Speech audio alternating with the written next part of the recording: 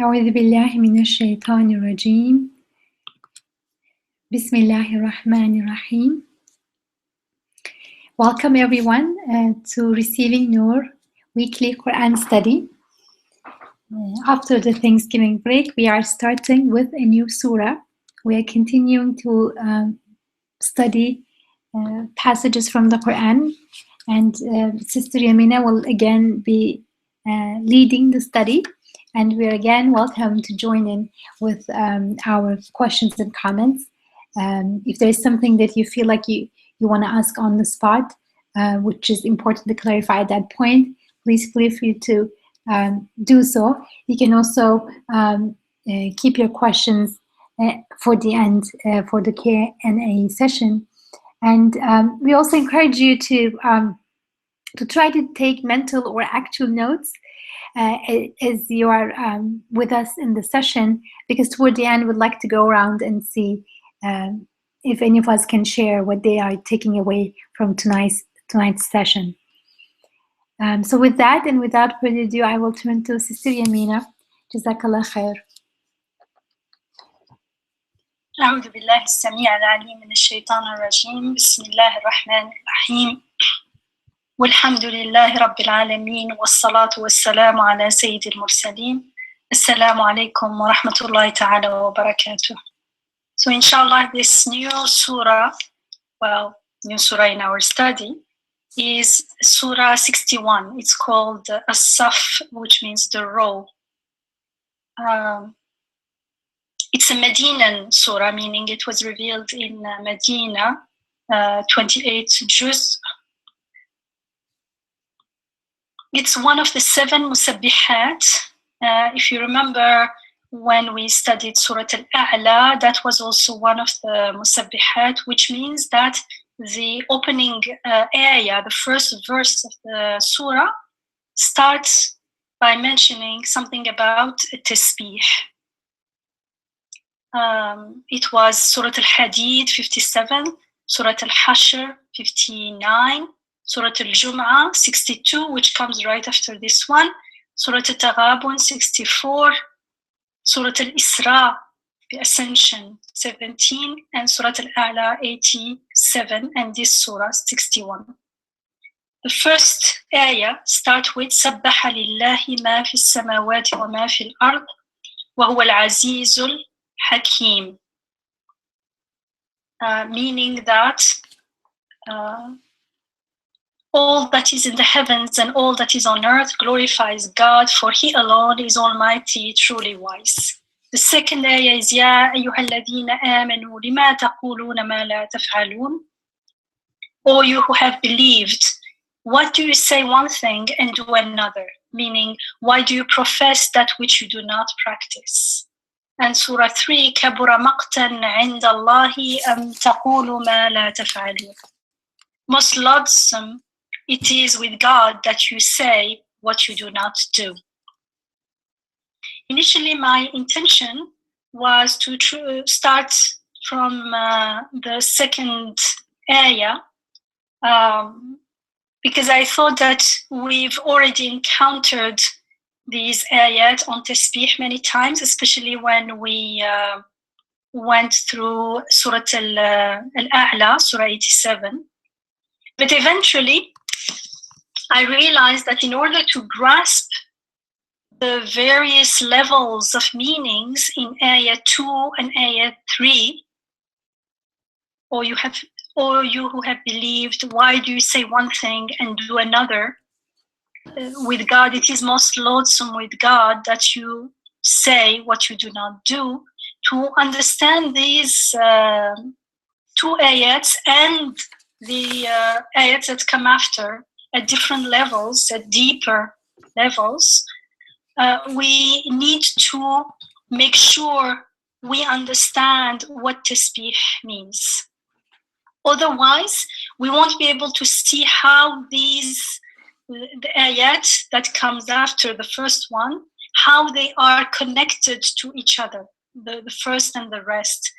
Not only they are connected, they are profoundly connected.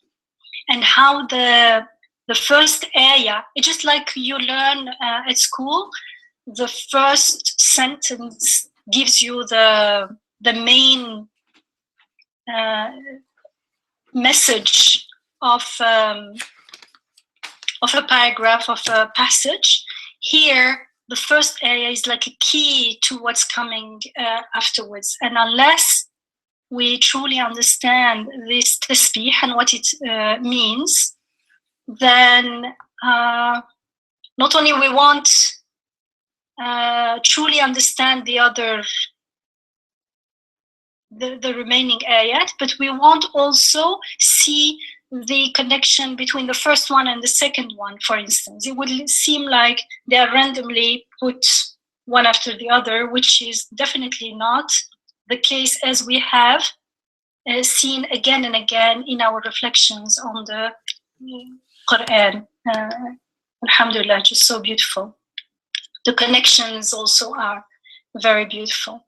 So because of that, I decided to, inshallah, focus today on the first ayah, which starts with tasbih.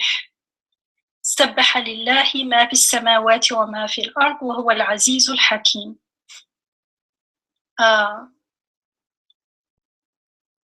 Meaning, all that is in the heavens and all that is on earth glorifies God, for He alone is Almighty, truly wise. As I have said in the past again and again, this Quranic concept of tasbih is very, very important, extremely important. It's important to understand it in order to be able to practice it, especially in connection with the ayat in creation and how they reflect God's countenance, which Allah, and how they bear witness that the beautiful names, al-Asma al-Husna, the beautiful attributes of perfection, belong to God alone. So this part, reading everything being an ayah, everything is mirroring, reflecting the divine names, meaning everything in creation has an aspect that looks to God, that looks to Akhirah, is what we focused on when we read Surah Al-Jathiyah. And now we want to remember that in connection with tasbih, inshallah. So in January 2015, we studied Surah Al-A'la, which starts with Sabbih isma rabbika al-a'la. Glorify the name of your sustainer, your Rabb, the Most High. And of course, because it starts with Sabbih, it is also counted as one of the 7 Musabbihat. And we saw then how it is repeated in the Quran that everything that exists, all beings, all events, whatever we can think, all creatures, all creation, make tasbih and glorify their maker. I'm not going into the literally meaning of glorifying, not being truly a faithful interpretation or translation of tasbih. We did talk about it then, but let's say when glorify their maker, we will keep it we'll keep in mind that it has a particular meaning in the Quranic context. So it's not only about glory, it's much more than that. In Surah Al-Isra, for instance, which is Surah 17, in Ayah 44, there is this one of the famous ayat that tells us that everything glorifies God, makes tasbih. So the musabbihat, they start by saying that everything makes tasbih. But there are other ayats that are not at the beginning of the surah that also tells us that everything makes tasbih. The fact that those surah starts with tasbih is significant, as we're seeing now, because it's at the beginning, it's telling us something special. So in Ayah 44 of Surah 17, we are told that the 7 heavens glorify Him, and the earth and all what they contain. So it's not only the 7 heavens, but also the earth and all what they contain. Everything glorifies him. And there is not a single thing but glorifies him with praise. But you fail to grasp their تسبيحهم, their تسبيح, their glorification. Subhanallah. ولكن لا تفقهون تسبيحهم إنه كان حليما غفورا. So there is not a single thing we are told in the heavens or on earth that does not glorify him, meaning that everything you can think of glorifies God with praise. Yet we fail to grasp how they make tasbih, how they glorify him.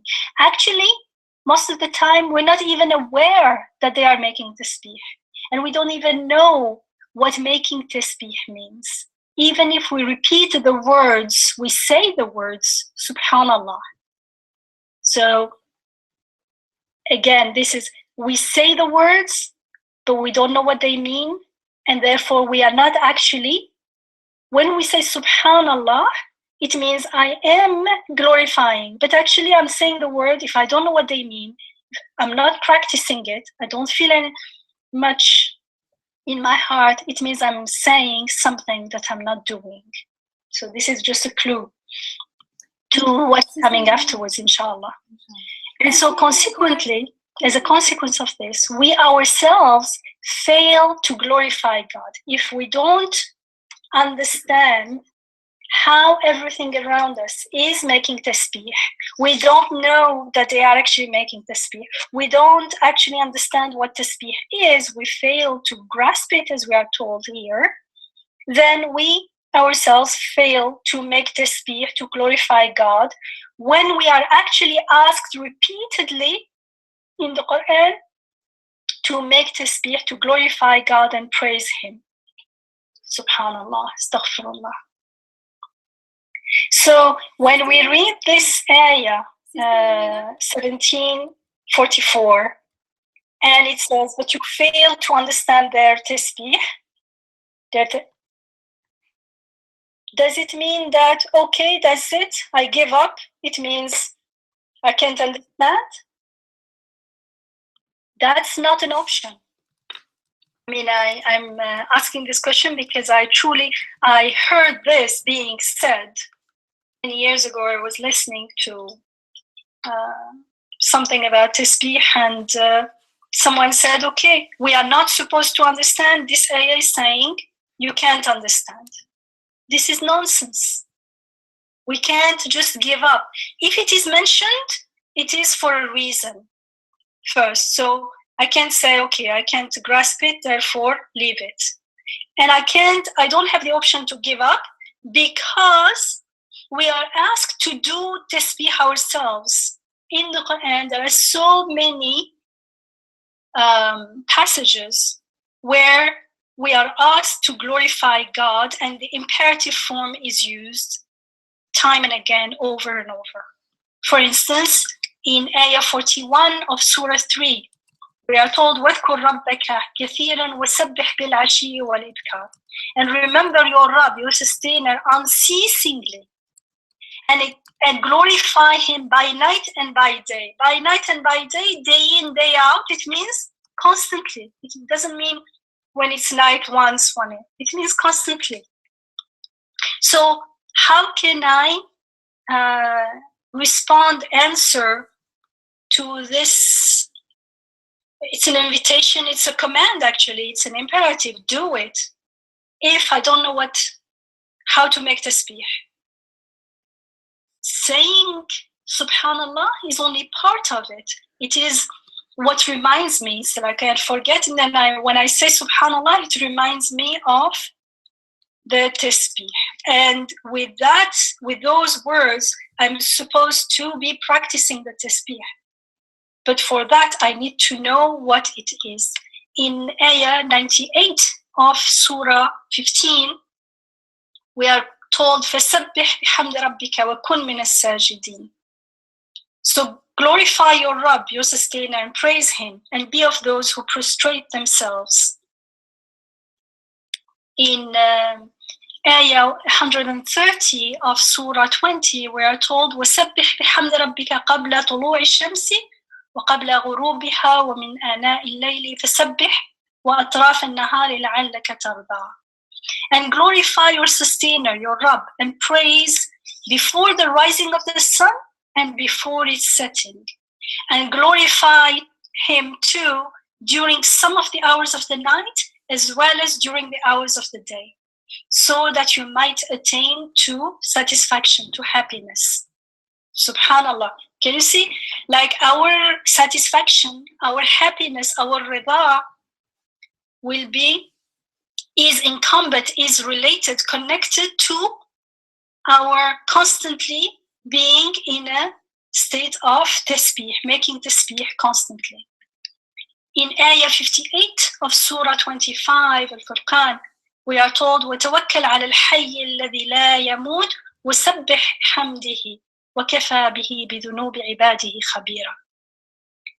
Therefore, trust the living one who does not die, who dies not, and glorify him with praise, for none is as aware of his creatures' sins as he is.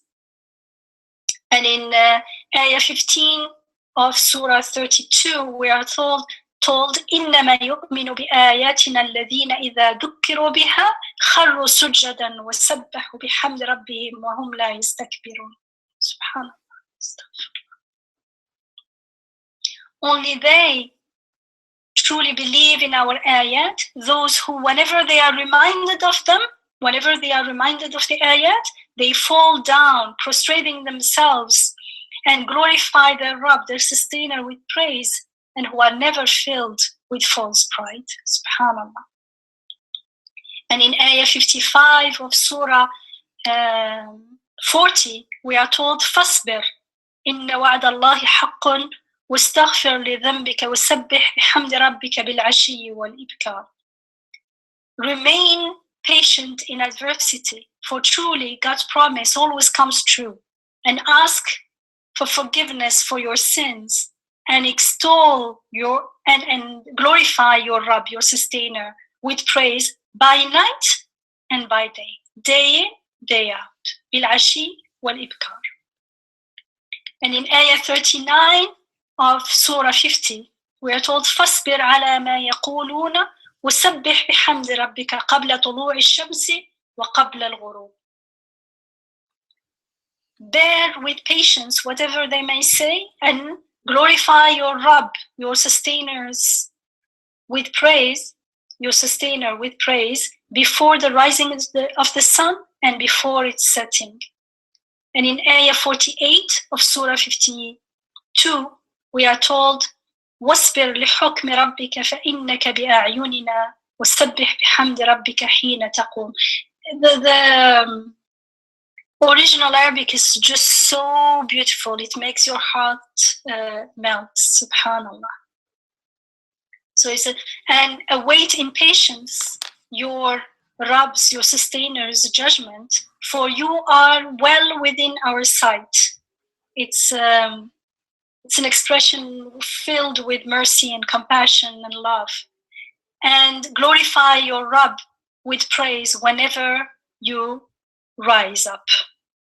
And there are many others. I just wanted to go through a bunch of them so that we have that feeling that it's not repeated once or twice. There are many, many others. And all of this, they employ the imperative form, sabbih, glorify your Rabb. And there is a sense of constantly making tasbih. So in order to grasp this tasbih, let's remember that in the Quran, we're told both that everything in the heavens and the earth is a sign, is an ayah. This is what we've been reading again and again in the Quran, and especially in our last surah, Surah Al-Jathiyah. And we are also told that everything glorifies God. So the same things, they are ayat and they glorify God. They are not two different things. So tasbih, as we've seen in earlier studies, reflections, is the act of praising God. It is the declaration of Subhanallah, meaning all glory, all praise is due to God alone. This is the literal, let's say, meaning, if we can say. Tasbih is the message that the ayat in creation are carrying to us. So everything is an ayah. What does it mean? Everything is a sign. It means they are carrying meaningful messages. Those messages are their tasbih. Tasbih is their declaration, the declaration of all creatures, of all the ayat, the declaration of God's perfection. All beings are telling us how they are made perfectly. And anything, any imperfection is due to our misperception, misunderstanding. And so can you see that it's very important, because when we do not understand their tasbih, we cannot communicate with God. We don't know who God is, and we are misinterpreting, misperceiving. And when we are misperceiving, the consequences of misperception, we pay those consequences. We make ourselves miserable. We suffer from that. So for instance, in Surah An-Nur, which is Surah 24, in Ayah 41, we are told, أَلَمْ تَرَى أَنَّ اللَّهَ يُسَبِّحُ لَهُ مَنْ فِي السَّمَاوَاتِ وَالْأَرْضِ وَالطَّيْرُ صَافَّاتٍ كُلٌّ قَدْ عَلِمَ صَلَاتَهُ وَتَسْبِيحَهُ وَاللَّهُ عَلِيمٌ بِمَا تَفْعَلُونَ. So in many ayat, but I chose one, we are told, we are given hints about what the tasbih is about. So for instance, in this ayah, we are told, do you not see, alam tara, meaning also, are you not aware? Because this seeing is not only the seeing with the physical eye, which that can be also included, but it's much more than just the physical eye. Do you not see, are you not aware that it is God whose glory, all that is in the heavens and on earth, extol? Like everything that is on earth and everything that is in the heaven and everything that is on earth glorify God. Do you not see that it is God that they are glorifying? Even the birds as they spread out their wings. Each knows how to pray unto him and to glorify him. Each knows his prayer and his glorification. And God has full knowledge of all what they do, for God is for to God belongs the sovereignty over the heavens and the earth, and with God is all journeys ends. So here, even the birds, as they spread out their wings, it's giving us it's a sign, it's an indication. These creatures, these birds, they fly with grace. The patterns of their flights, their movements across the sky, all these are signs, indications to their tasbihat. As they spread out their wings, we are told, as they spread out their wings, birds reveal the perfection of their bodies, of the creation of their bodies, and how their bodies, their feather, everything is designed to lift them in the air and keep them, sustain them in the air. And all these are their way of making tasbih. They are telling us something about their maker, about their creator. All these various aspects of birds, of how they live, of how they they fly, they speak of the perfection and majesty of their maker. They make tasbih and glorify him through their way of being. They don't speak with words, but there are, as we always say, there are many ways of communicating. And the literal verbal communication is only one of them. And it's only a small percentage of how we communicate with each other, even among human beings. And other creatures, they have different ways of communicating. So their way of being, their flying itself is an expression, a communication, and it is their tasbih. That's how they make tasbih and glorify God. So tasbih is related to everything being an ayah, meaning everything is created with purpose, with meaning, carrying messages from the maker. And so it is related to Tawheed, true, genuine Tawheed, not claiming God is one and then carrying on with my life as I wish. And being unable to grasp creatures' tasbihat means that we are unable to read the ayat, probably because we are unaware that they are ayat in the first place. Meaning that they do carry meanings, they do carry messages for us from their maker, from our Rabb. And do you know what comes after this surah ayah 41 of Surah 24, telling us that, do you not see that it is God, that all that is in the heavens and all that is on earth is glorifying, and even the birds as they spread their wings? Right after that, in ayah 42 of Surah 24, we are told, do you not see that it is God who causes the clouds to move onward? So this is again, it's the ayah, the passage is carrying on. It's saying everything is making tasbih. Even the birds as they spread out their wings.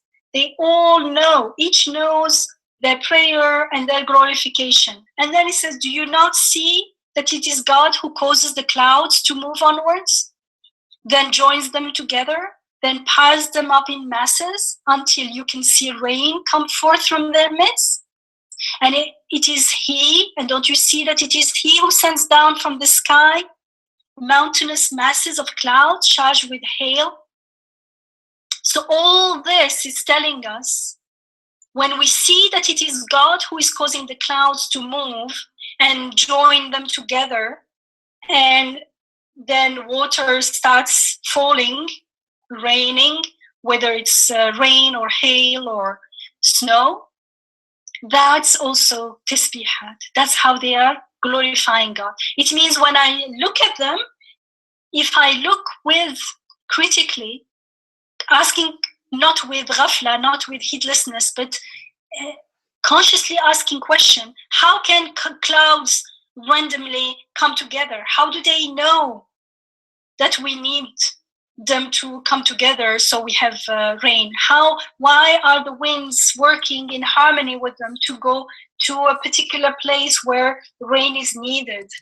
When we start asking these questions, then we can see that the clouds and the winds and the water, and they don't know, they don't have the knowledge, they don't have the power, they don't have the compassion to do what they are doing, to look after us, to take care of us, to grow our food. Just as I always give the example of water because it's used so much in the Quran. We can apply that logic to everything, that questioning to everything. And then we can see that it can only be one who has that all-encompassing knowledge, all-encompassing power, all-encompassing wisdom. Wisdom means everything is created with purpose. Everything is acting towards a beneficial result. He is Aziz, Almighty. He is Hakim. He has the wisdom and he's created everything with purpose and the compassion. All this compassion that we see can belong only to one, and that one is God. And the process, the way things are created, for instance, the way water is created without life, without consciousness, but it is employed in activities that reflect consciousness and compassion and power and knowledge and purpose. That's their tasbihat. They're saying it's not from us, it's from Him. And they are pointing to Him, and they are speaking about Him, and they are making tasbihat and glorifying their Maker. So all things in the heaven and the earth glorify Him. Water rising into clouds. Water, liquid, starts becoming vapor. How can water become vapor? And it rises into clouds and then falls back as rain. It flows in as river, underground, and as waves and currents in ocean. All that, it goes through our bodies, through plants, through all creatures of land and sea. All things, water, what was it again here? The birds, everything. They glorify God. They glorify their Maker. God is Almighty. He's all wise. He's all compassionate. He's the one who subdues everything and brings forth everything. And so all these beautiful attributes, all these beautiful names belong to Him alone. We realize this when we start looking in the way the Quran teaches us to look at the creation, at the world. So again, how do we know that all attributes of perfection belong to Him alone? Go out and see how everything around us makes tasbih, how they reflect His attributes without claiming ownership. Water never claims ownership. It cannot. It doesn't have the life and the knowledge and the power. We only give it ownership in our ghafla, in our mindlessness and heedlessness and foolishness. But the moment we are aware, it is impossible to attribute anything to it. And it does not, it is made in a way that does not claim ownership. It does not appropriate God's attributes. Water and everything in the creation, they are like transparent mirrors. They reflect God's attribute by saying they belong to Him alone. They point to beyond themselves. That's their tasbih. And their tasbih can be heard, again, not in words, but in the language of their disposition, their lisan and hal, their ways of being, and the perfect synchronicity within themselves and among themselves. Because the ayat are mostly in their interconnections, in their being dynamic. Subhanallah. So when we become aware that everything glorifies God, meaning everything makes tasbih, what do? If we truly are aware, then we are at awe, we make sajda, we join in. That being at awe, that witnessing their tasbihat is the beginning of our tasbih, of our joining in their tasbihat. We say, Subhanallah, yes, He alone is the compassionate, He alone is the provider, He alone is the giver of life, He alone is Almighty, all-wise. that becomes our tasbih. We join in. There is no way you cannot join in unless someone doesn't have the intention.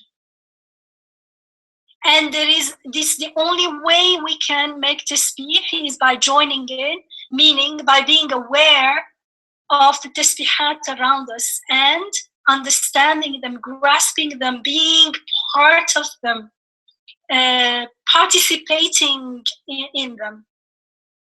And so as human, we realize that we are not alone in our worship. The more we realize that we are ibad, we are abd, the more we realize that our maker is Rabb. He is the one who is sustaining everything. Through, how do we know he's Rabb? Because we see that everything else is abd. Everything else is being sustained by him. No one has the power or any of the attributes of God needed. Everything is pointing to him. Everything is mirroring his attributes of perfection, his Asma al-Husna. Everything is praising him, glorifying him and praising him. يُسَبِّحُونَ بِحَمْدِهِ. So we start living in harmony with the rest of creation. And we go back to our fitrah, the way we were intended to be, the way we were created, which is to know God and to worship him. And when we forget, we become at odds with our fitrah, with the purpose of our creation, and therefore with the rest of the creation, because everything else follows the purpose of their creation.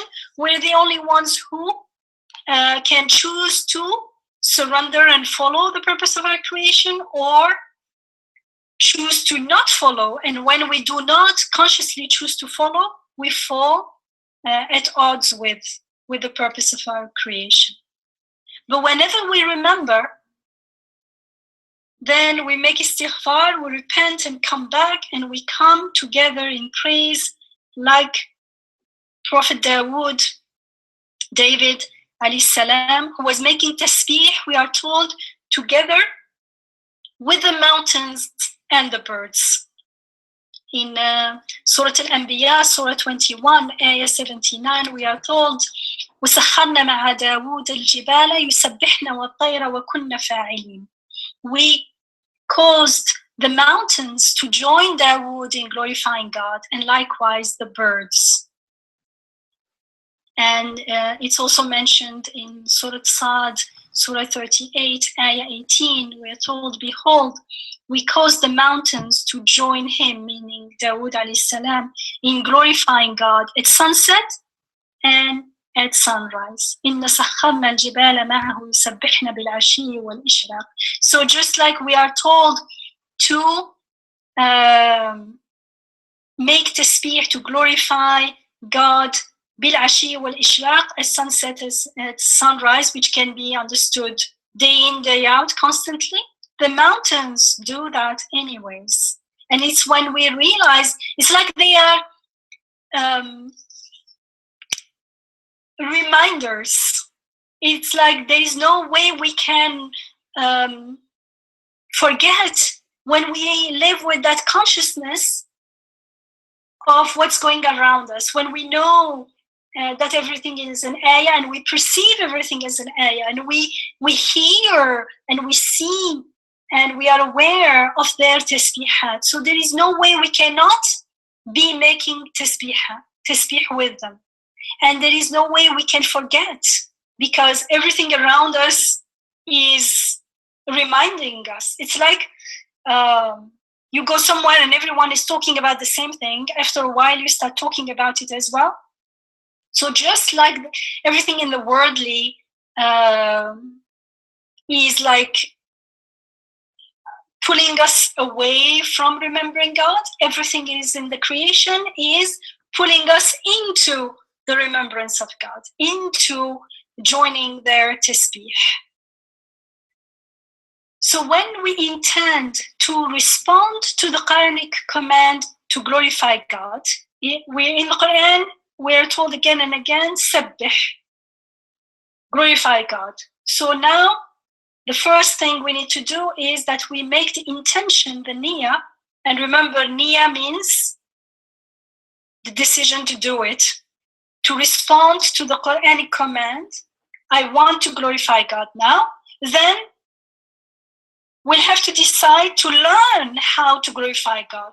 Okay, I want to do this tasbih. How do I do tasbih? If I just say subhanallah and pretend I know when deep down I don't know, then who am I deceiving? Myself. Remember in Surah Al-Jathiyah, the self-deceivers, those who deceive themselves, they lie to themselves. So I will be saying what I'm not practicing. I will be saying it without practicing it. Who am I fooling but myself? So we have to decide to learn how to glorify God and make tasbih. Where do I learn this? From the Quran, of course. And then we will start to listen. We will start to hear the glorification of other creatures. And we start listening to them and learning from them. And then we start joining them. Meaning, we will start reading the ayat and listening to their messages. Reading the ayat, the messages of the ayat is their glorification, is their tasbihat. Can you see how everything is beautifully connected to each other? And so we will hear them testifying that all the attributes of beauty and perfection, all the Asma al-Husna around us in the world belong to Him alone. And to the extent that we love those beautiful attributes of beauty and perfection, to the extent that we love beauty and perfection, we will come to love God and glorify and praise Him. Because then we will understand that the beauty and perfection we see in the world are reflections of His attributes of beauty and perfection.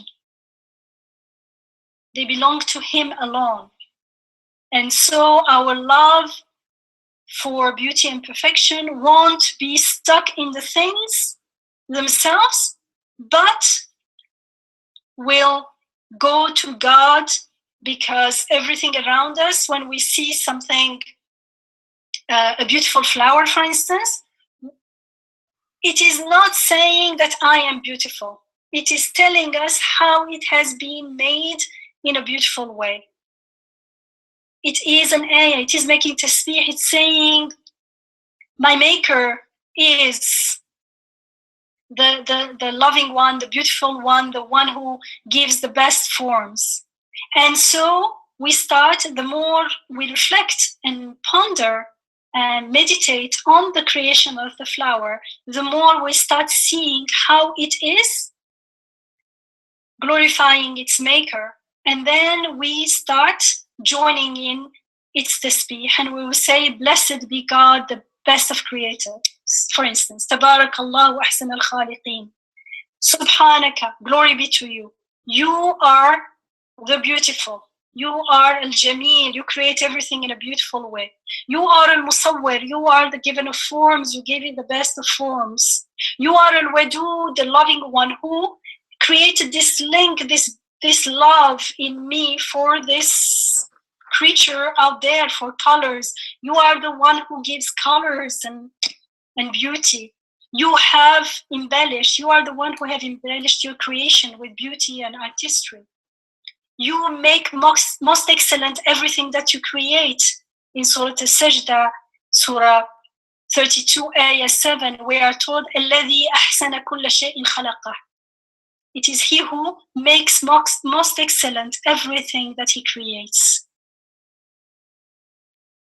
And so this way, we glorify, we make tasbih of the Maker with His beautiful names. So, tasbih is the message of the ayat. It is related to the beautiful names of God. So, as tasbih unfolds, or let's say tasbih unfolds when we become proficient in reading the ayat, the creational signs, with the guidance of the Quran, the Quranic ayat. And when we read Bismillah, when we read everything around us, all events, all things, in the name of God, then we are able to confirm that He is far above from any shirk that we may ascribe to Him, or anyone may ascribe to Him while in a state of ghafla, heedlessness. Subhanahu wa ta'ala amma yushrikun, as we are told again and again in the Quran. So the ayat, they have a message. The message is their tasbih. Their tasbih is related to the beautiful names, is their declaration, their testimony that all the beauty and perfection we see in the creation belongs to Him alone. And if it belongs to Him alone, it doesn't belong to anything else. So the door of shirk is now closed. This is true tawheed. And that's why He is above any shirk that anyone ascribes to Him.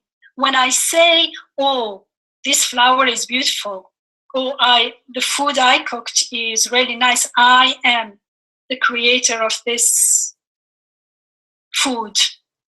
This is mine, and the beauty I see on the flower is, I give it to the flower itself. I am opening doors here and there to shirk unconsciously, because I'm not aware. But that's the whole thing, is it does not make me less responsible. That's why I need to realize that it's not an option. It's not there is no option of not living with awareness, not living consciously. Because when I don't live consciously, I fall into a state of ghafla, in a state of heedlessness, and then the door to shirk is open. So in order to close that door, I need to be consciously making tasbih. That's why it says consciously, that it says constantly make tasbih. And I cannot make tasbih unless I am conscious of the tasbih that is made around me, because my tasbih depends on them. I have to, my tasbih is to repeat the tasbih, to reaffirm their tasbih, to witness and testify to the tasbihat around me. And saying and realizing that truly all perfection and all beauty belongs to Him alone. And that's why you see lots of qasaid where people made tasbih with the stars, making tasbih with lots of different creatures. They were not metaphors. We understand them as the poetry. That was not poetry. They were really making tasbih with everything created, because that's the only way you can make tasbih. We cannot go out of the created world, and without the created world, we don't know who the creator is. And so you can see how this tasbih is related to genuine tawheed, and therefore staying above any elements of shirk. We are told, for instance, in Surah Yunus, Surah 10, Ayah 18, they worship side by side with God. They worship together with God that which neither harms nor benefits them, saying, these are our intercessors with God. Say, would you inform God of what He doesn't know in the heavens or on earth? Glory be to God, subhanahu wa ta'ala amma yushrikun. And exalted be He above all shirk, above all what they may associate with Him. And this expression is used a lot. And it's repeated in the Quran a lot, in many, many different passages in the Quran. Subhanahu wa ta'ala amma yushrikun. So unless we practice, we understand and grasp and practice shirk this way, it would be words only, and words that have no true meaning for us. And we would be saying the tasbih without consciously doing it and practicing it, as it is described in the Quran. Remember, I mentioned this ayah before. Have I? I think so. Yeah. When we are told in Surah Al-Sajdah, Surah 32, ayah 15, only they believe in our ayat. So, إِنَّمَا يُؤْمِنُ بِآيَاتِنَا, it means the only who believes in our ayat, only those who, whenever the ayat are conveyed to them, they fall down, prostrating themselves, and they glorify their sustainer, their Rabb, with praise, and who are never filled with false pride. Because إِذَا ذُكِّرُوا بِهَا خَرُّوا سُجَدًا, because they fall in prostration, because the more you see the ayat around and the more you hear the tasbihat, the more we are at awe. And we prostrate, whether physically or metaphorically, we live in a state of prostration. And وَسَبِّحُوا بِحَمْدِ رَبِّهِمْ, and we will start saying, truly, you are the provider, you are the Almighty, you are the wise, we start confirming what we saw, and we start joining and participating in their tasbih, and we make the tasbih as well, بِحَمْدِ رَبِّهِمْ, because this tasbih involves being aware that all perfection, all beauty belongs to Him alone. Anything that we adore, anything that we worship, He's the only source. They belong to Him alone. So all our praise for everything will be to Him alone. That's why there is this سَبِّحُوا بِحَمْدِ رَبِّهِمْ again and again, repeated in the Quran. وَهُمْ لَا يَسْتَكْبِرُونَ. There is no... we cannot then, in that state of being, in that state of mind, in that state of soul, we cannot have any false pride. We are true abd. We are just at awe at how wonderful everything is created. When we are not doing this, there is false pride, and that's where we talk about it, inshallah, when we do ayah 2 or 3. And I'm inviting you also to think about it. Where does the false pride come in? When we are not making true tasbih, false pride is definitely there. So it is crucial to understand that tasbih is related to the divine names. And to see the connection between all these, I'll call them concepts, but they are actually more than concepts. They are reality. Between all these realities. Just to give you an idea about how tasbih is related to the divine names, that I'm not making it up. I am not like... not only I'm not making it up, but I learned it myself from the Quran. The Quran is our teacher, alhamdulillah. So in Surah Al-Hashr, with Surah 59, it is one of the mustabbihat. It starts with سَبَّحَ لِلَّهِ مَا فِي السَّمَاوَاتِ وَمَا فِي الْأَرْضِ. It starts with the ayah, the first ayah of Surah Al-Hashr, Surah 59, is exactly the same as the first ayah of Surah Al-Saff, Surah 61, that we have started studying today, inshallah. It starts with سَبَّحَ لِلَّهِ مَا فِي السَّمَاوَاتِ وَمَا فِي الْأَرْضِ وَهُوَ الْعَزِيزُ الْحَكِيمُ. All that is in the heavens and all that is on earth glorifies God, the Almighty, truly wise. So last two ayats of Surah Al-Hashr. These are the last two ayats. We are told God is He, save whom there is no deity. Wallahu alladhi la ilaha illahu. There is no God except Him. God, who is God? It says God. Do you know who He is? There is nothing worth worshipping except Him. Why? Because, we are told, هو الملك القدوس السلام المؤمن المهيمن العزيز الجبار المتكبر سبحان الله عما يشركون. So tasbih is coming again. After all this enumeration of divine names. So God, who is He? There is nothing worth worshipping except Him. Why?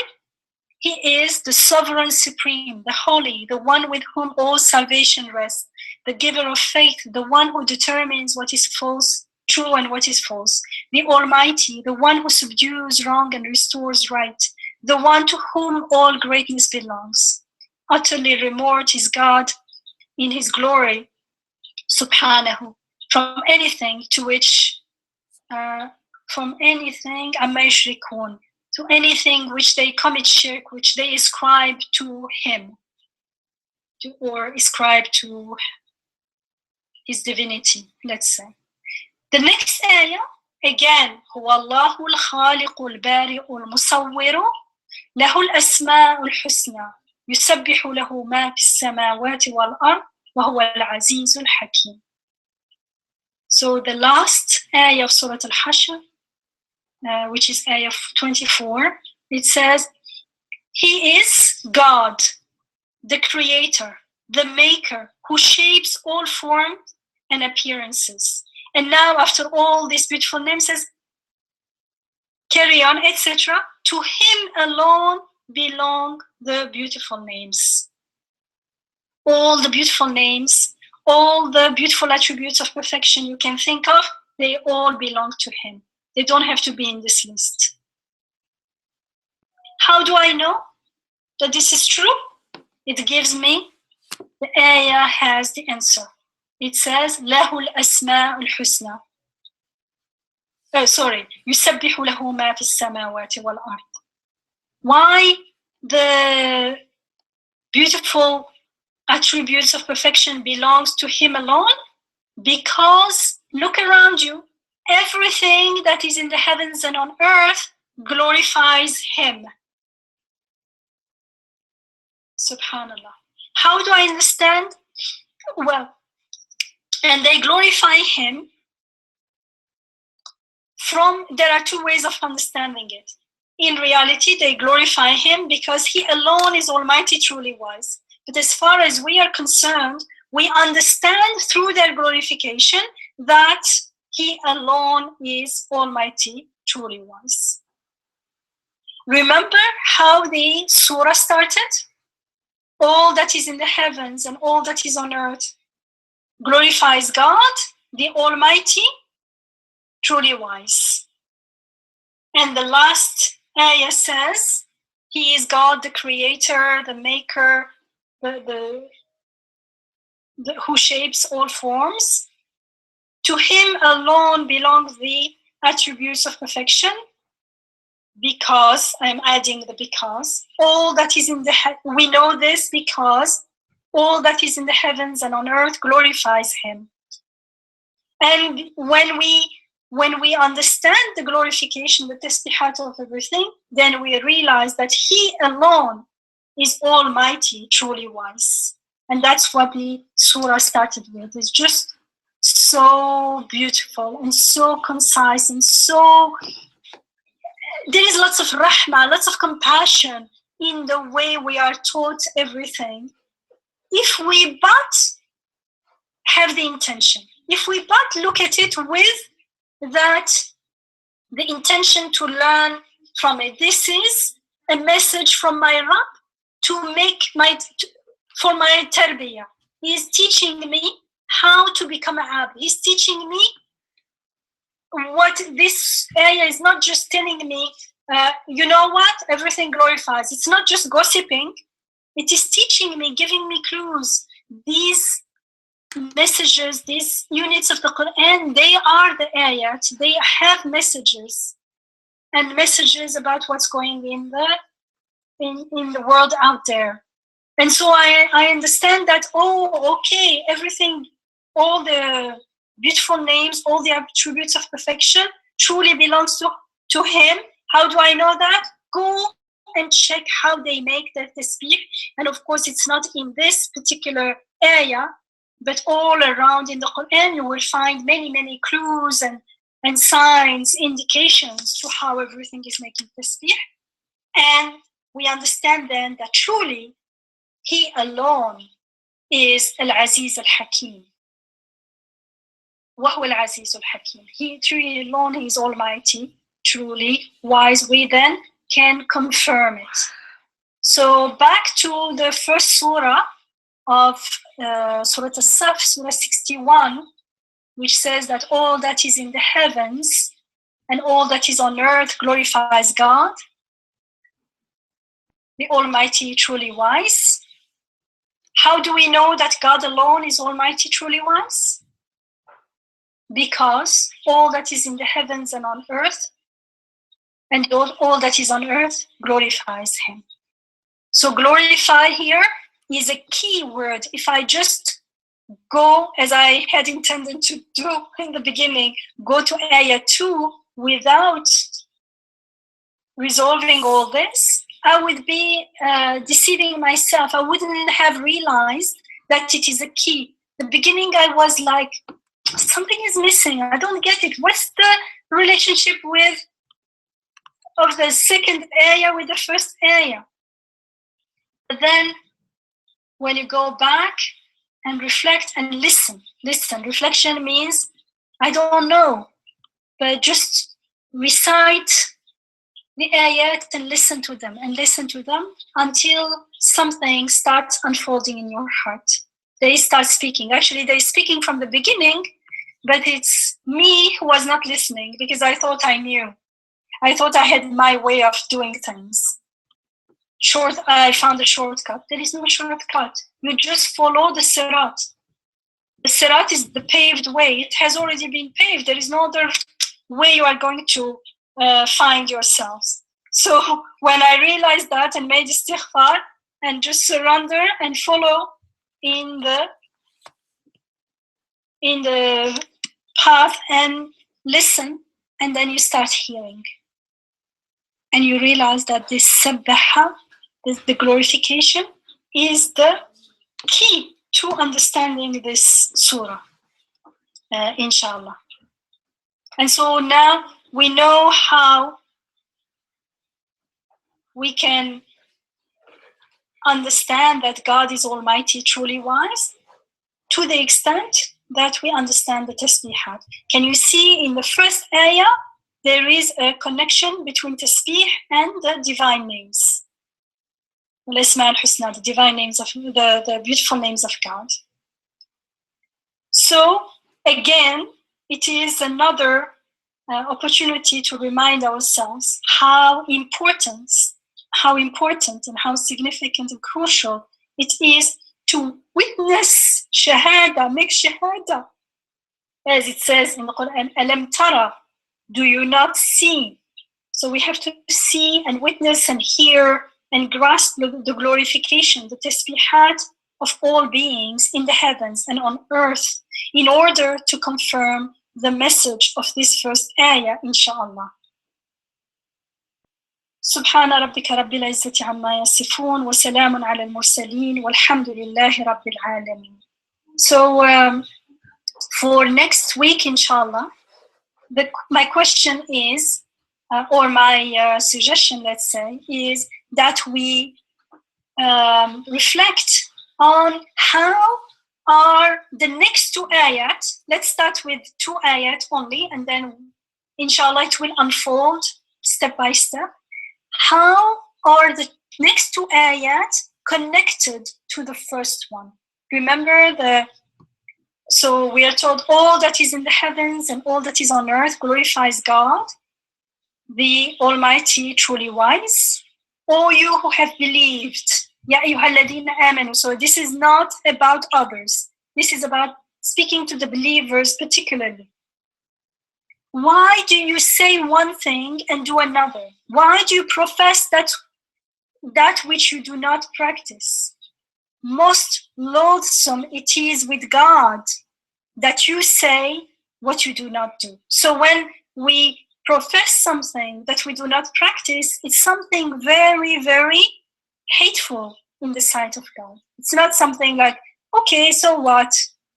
If you are truly believers, something very important is going on here. So let's reflect about what we shared this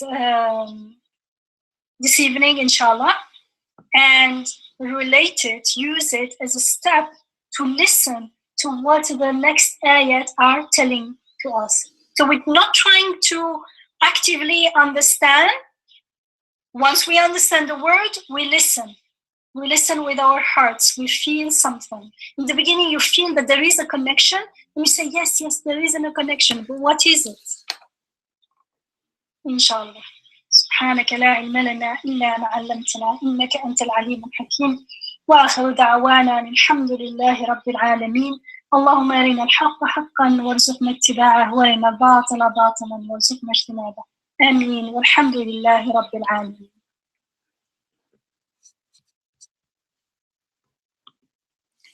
Thank you. May God bless you, Sister Yamina. Is there anybody who would like to ask a question or share what you got from today's session?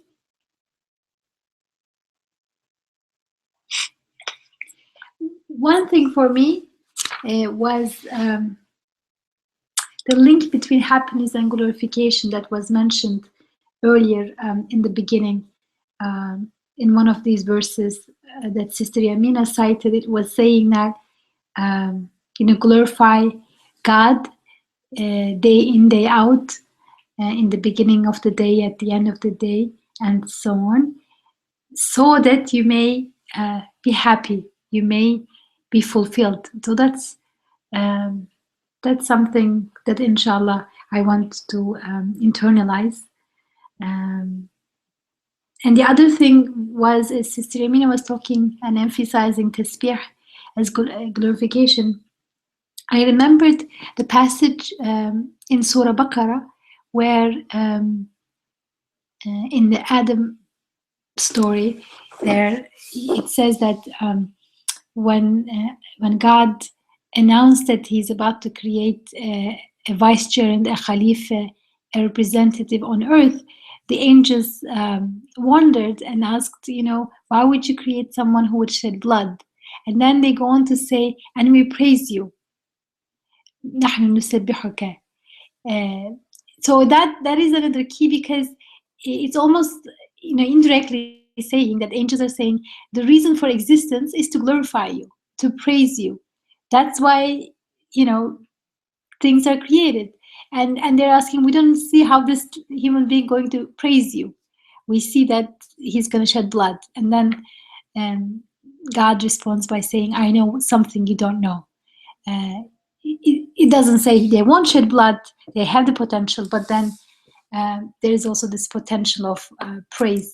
So what is interesting to me is these two things deeply connected. So because when you say this is your calling, like when people say I found my calling, they also say I'm so happy doing this thing. Like I realize this is my calling. I found my calling finally. I'm doing something that really deeply satisfies me and I'm good at doing. And that's, your calling. This is how we usually use in everyday language.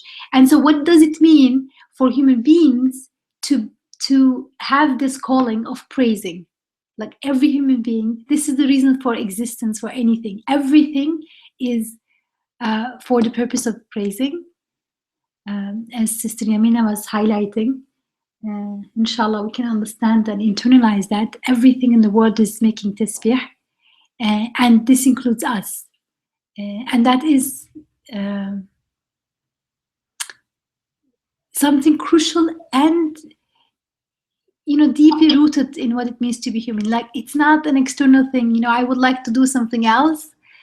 Like, in some car stickers. Not optional. Yeah, it's not optional. It's not even like, sometimes you see in the car stickers at the back, it just this funny kind of tags that say, I'd rather be surfing, but I'm driving, So it's not like I'd rather be kind of doing my own thing, but, God created me for praising him. No, like, it is what it means to be human is to, to praise. And that's our calling, in the sense that's what's fulfilling to us. And that's fulfilling the human potential. Mm-hmm. That's the only way we can fulfill our human potential in a way that satisfies us in this world and the next. I like when you mentioned the Adam story, because when after the angels say, like, what's going on? We make tasbih, we glorify you. How can this human being do that? I mean, and they are skeptical about it.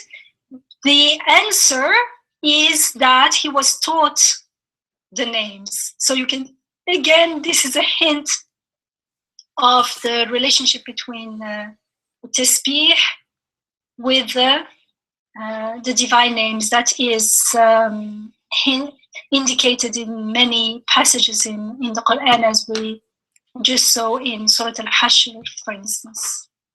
And it's beautiful, subhanAllah. So it is our calling is to, and within that calling, different people may have different, make tasbih in different ways. Like the flowers tasbih is different than water's tasbih, or trees tasbih, or animal tasbih. And different human beings are going to find, for instance, different names of God. But what matters is that they make the connection, the conscious connection. That's the tasbih is the gist of our ubudiyah, of our worshipfulness. And that's the way we become worshippers 24/7, as we are told in the Quran, where they are standing or sitting or lying down, and they say, Subhanaka ma khalaqta hada batila. You have not created anything in vain or without purpose. So you see, realizing that nothing is created without purpose, meaning realizing that everything is created with purpose, and the purpose being that tasbih is what that ayah says, the famous ayah where the Prophet ﷺ says, woe to whoever recites this and does not reflect and understand it. Thank you. Assalamu alaikum. Jazakumullah khair. Subhanallah, like the verse that you quoted, and then Isra commented on, وَسَبِّحْ بِحَمْدِ رَبِّكَ قَبْلَ طُلُوعِ الشَّمْسِ وَقَبْلَ غُرُوبِهَا وَمِنْ آنَاءِ اللَّيْلِ فَسَبِّحْ وَأَطْرَافِ النَّهَارِ لَعَلَّكَ تَرْضَى. And so again, which is Surah 20, Ayah 130, just for reference, inshallah. Ayah 130, Surah 20, Ayah 130. Yes. And so I was thinking about, like, why would it be يعني لعلك ترضى? So Isra was saying that that it becomes your prayer, that I would like to be in this state of rida, this state of gratitude, and tasbih brings me to the state of gratitude. And I was thinking, and then you now, Yamina, mentioned this other component about it.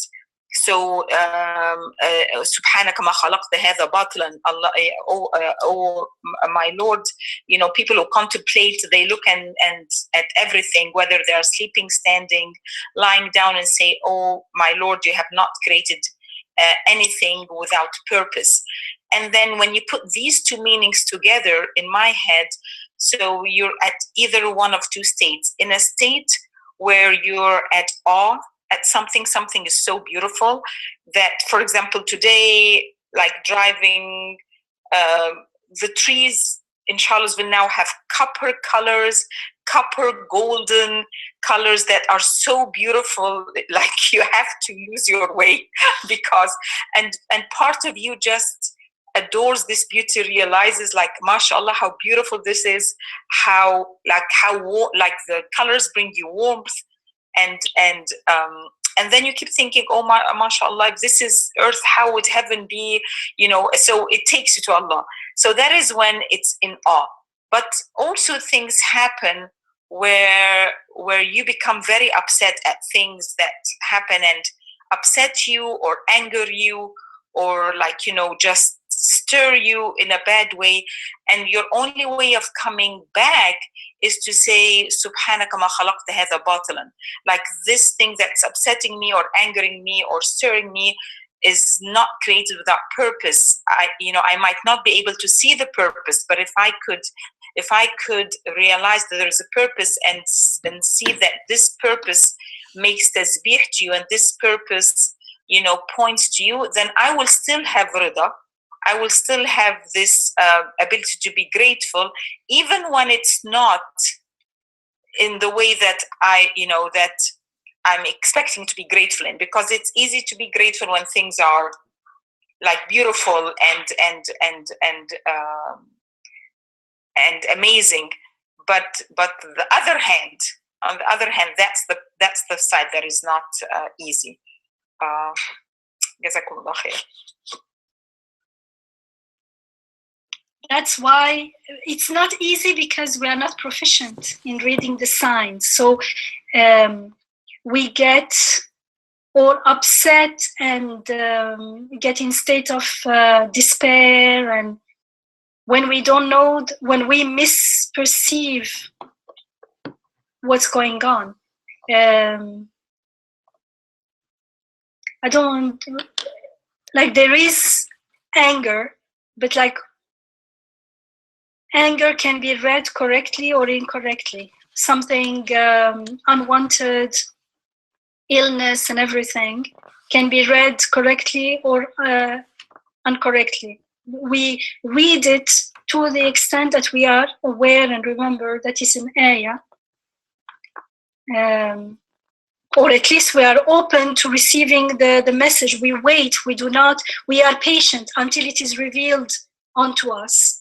But when we don't know, when we forget that it even has a meaning, we become very upset, very anxious. We don't know what's going on.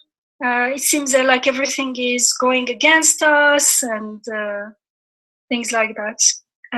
So it's all about being in that state of tasbih. And in order to make tasbih, we need to understand the tasbihat of everything. In order to understand the tasbihat around us, we need to make tafakkur, as we remember in Surah Al-Jathiyah.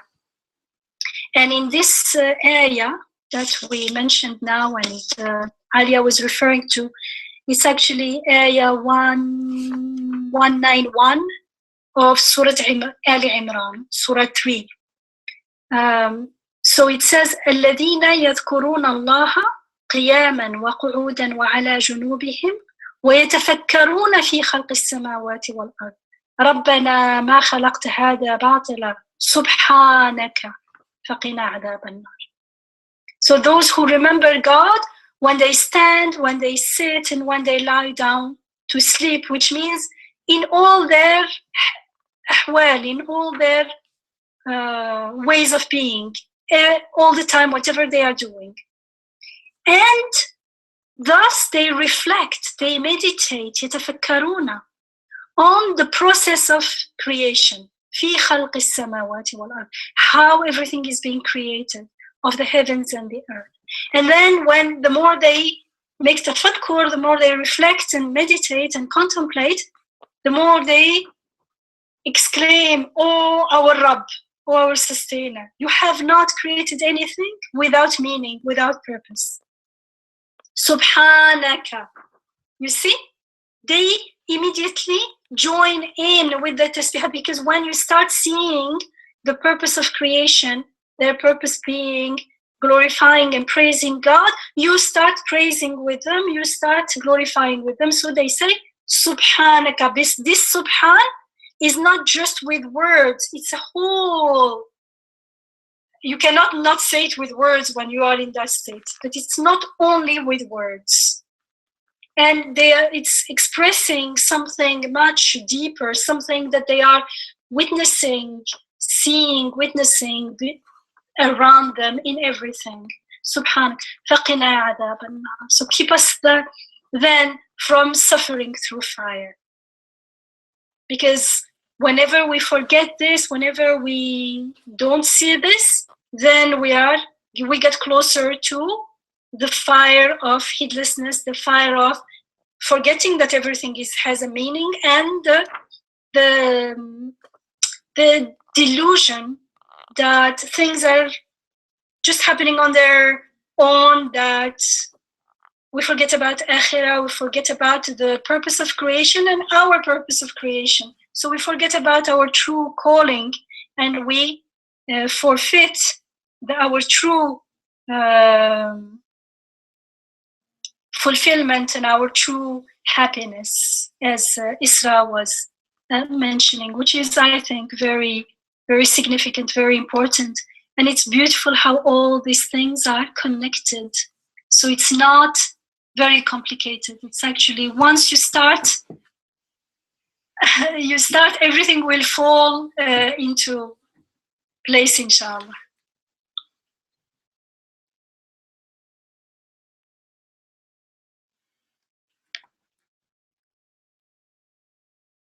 So practice makes perfect. The more we practice, the more it becomes easier, inshallah. Inshallah.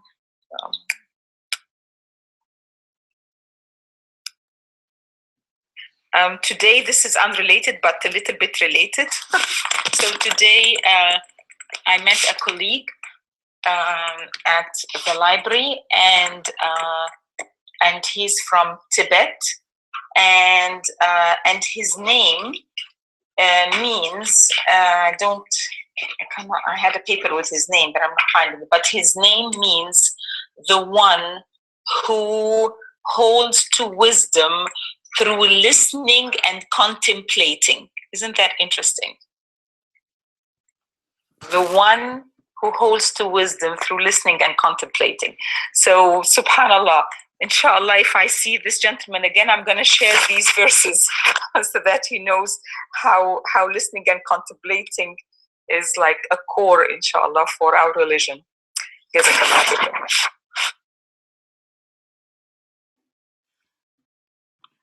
Okay, so if I can also share something.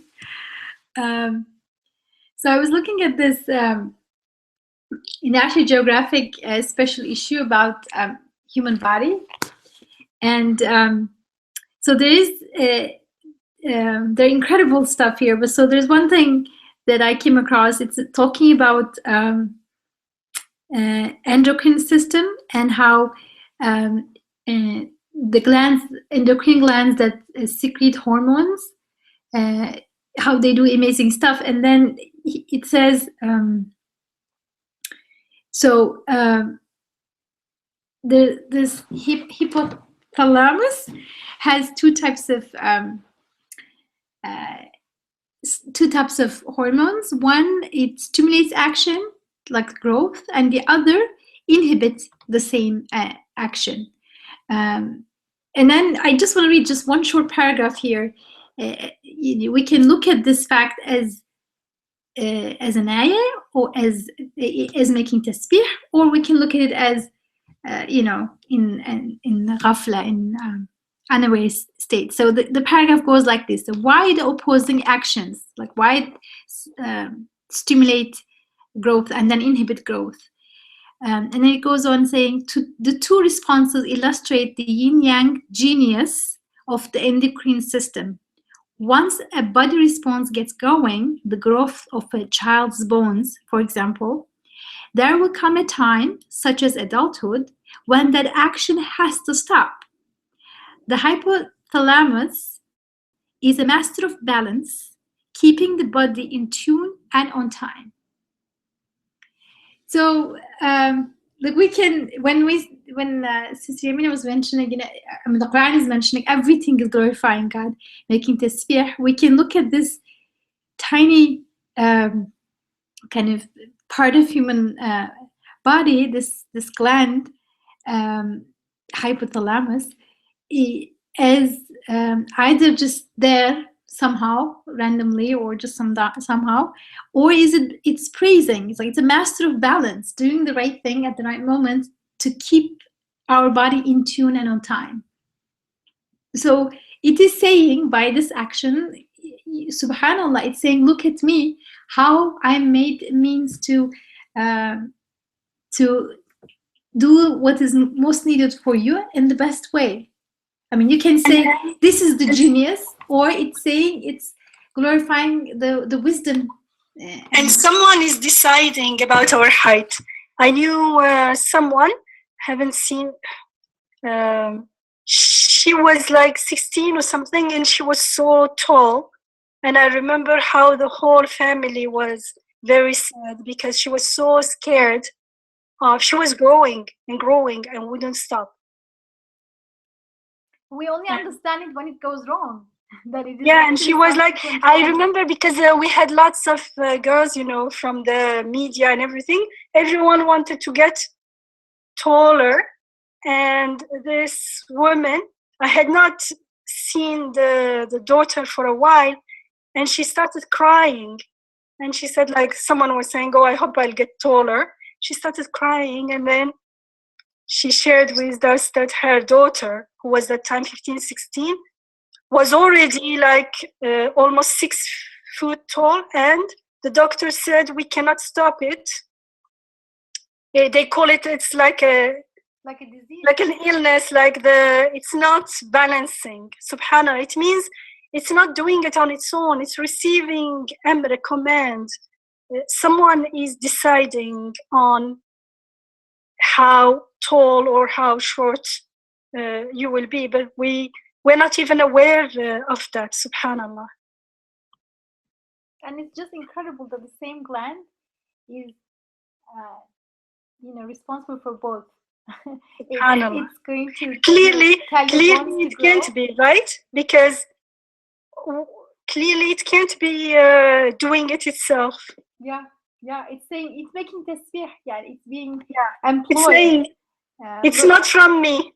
Because if it was for me, I would do one thing or the other. But how does it know that this human being, and it often you will say, okay, the family, they are all tall or they are all shorter or something. How does it know your family? And then the fact that, like, tallness and shortness, in addition to that, overall, even if you're a short or tall person, at the end of the day, there's a balance. I mean, there's exceptions like this disease to teach us, but in general, there's a balance. Like when you are a baby, it keeps growing, and then there's a moment where it stops. Like, and even the speed is different. The speed when you are a baby and when you grow up is different. Yeah, in 2 years you're so different, and then the other one. How does it know now this is not a baby anymore? So either we're going to let's stop. We have to, like, in response to this fact, we have to make a praise. Either we're going to say, like, as it is in this making shirk. Hypothalamus is a master of balance. Like, if you really mean it, it means you're praising hypothalamus. But if you see this incredible event happening through this creature, then you say hypothalamus is actually praising the master of balance. And you say subhanallah. So it's everywhere. These. So can you see the world is really glorifying? It's just either we can see. We see the glorification and joining, or when we don't see glorification, we are at this creature, how can it do that? Our glorification will be of the things themselves. That's the door to shirk is open then. Subhanallah, amma yushrikun. When you're speaking about scientific facts, as I teach the anatomy course, like I it's very difficult not to say subhanallah. It's very difficult not to say, like, how we were created, with all of this wisdom. For me, like, it seems like your body, your mind naturally says, like, you stand in awe at every little single thing, like, how Allah subhanahu wa ta'ala controls our thirst, how satisfies our hunger, how all of these things Allah takes care of. How does Allah, even like when we are swallowing, how does the whole protective mechanism work when we're swallowing so we don't aspirate? Like, as the water is coming closer to your mouth, protection starts for your system before the water hits your mouth.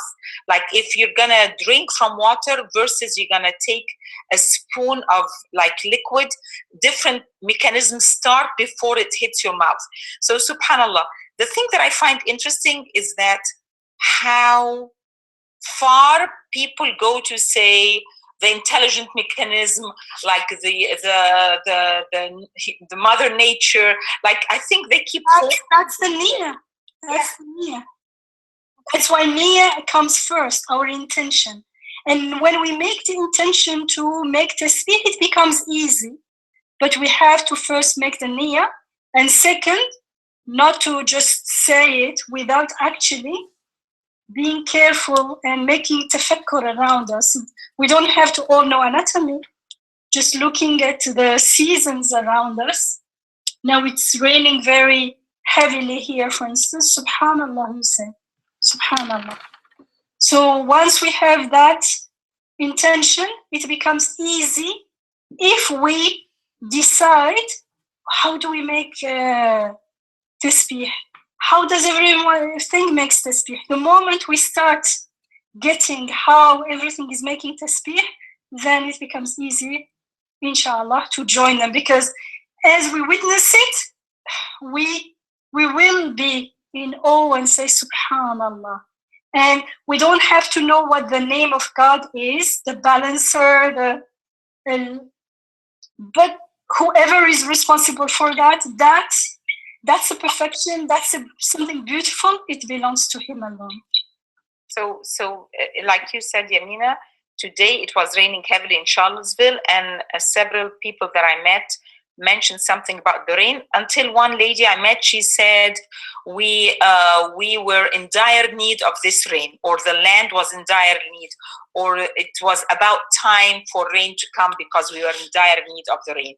So it's interesting, even their fitra, even though they're not saying it is an A or a sign, they're realizing that there was a need for rain, and then this need was fulfilled. Like, and even people are not making the connection, they say at least, oh, like,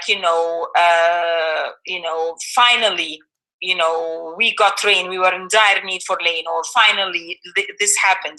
So as if they're saying, like, there was a huge need and finally it was met, but they're not putting the links together. Inshallah, inshallah. And when we have that intention, it becomes easier and easier to see the connections, how the Quran is teaching us. We are taught in the Quran how to make those connections, alhamdulillah. Can I say one last thing? We're also taught that at the time when things are met, like when Allah is responding, is meeting the needs of the earth for water, that this is time of dua. Like, one of the times of dua, as Allah is giving other creatures, that we go in and say, Allah, give us as well as you're giving them. So I find this very beautiful, that like time of rain is a time for dua, subhanallah.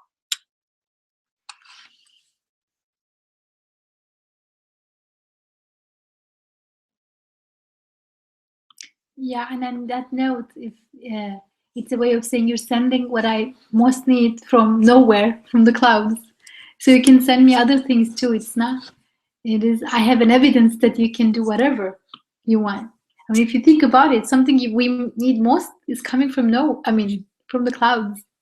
Sometimes if we have an idiom, in different languages, you gotta work, and if you don't, what do you think? It's gonna come down from the sky? And most of what we need usually comes down from the sky, literally like that, out of nowhere almost. Because the logic underneath is you have to work hard for it. You are the provider for yourself. Whereas in reality, it's not true. God is the provider, and life is much easier than we think it is when we are not aware of it. We make it harder than it is. Yeah. Alhamdulillah. Jazakumullah khair, Sister Yamina, and Jazakumullah khair, Sister Ali, and everybody who joined tonight's session. Inshallah, we'll continue next week with this Surah 61. And today is the last day for the discounted registration for the retreat. So you still have a couple hours or some time to do the registration, and registration will continue even after today. So please, if you plan on joining us, please do so, inshallah. Assalamu alaikum, everyone. Wa alaikum assalam wa rahmatullahi ta'ala wa barakatuh. Thank you.